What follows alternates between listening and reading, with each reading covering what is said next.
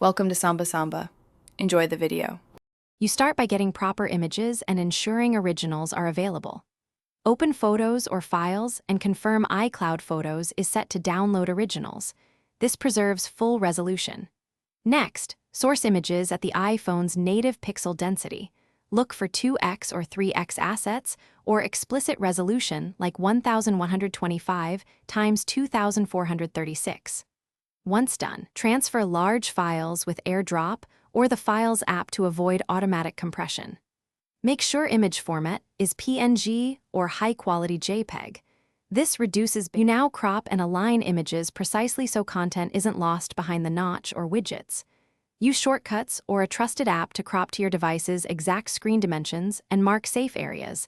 This ensures important details stay visible. Once cropped, preview the image in Settings, then Wallpaper.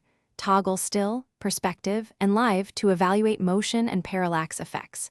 If details look soft, increase sharpness slightly and export at 100% quality.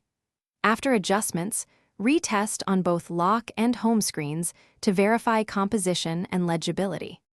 You finish by applying the wallpaper and confirming the final look. In Settings, right arrow Wallpaper, choose Lock, Home, or both, and try disabling perspective zoom if the image crops or shifts too much. That keeps exact framing.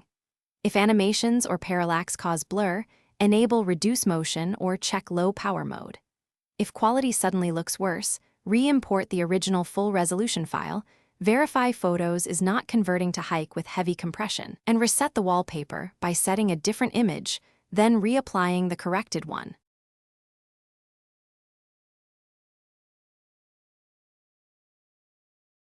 Thanks for watching. Consider subscribing if we helped you.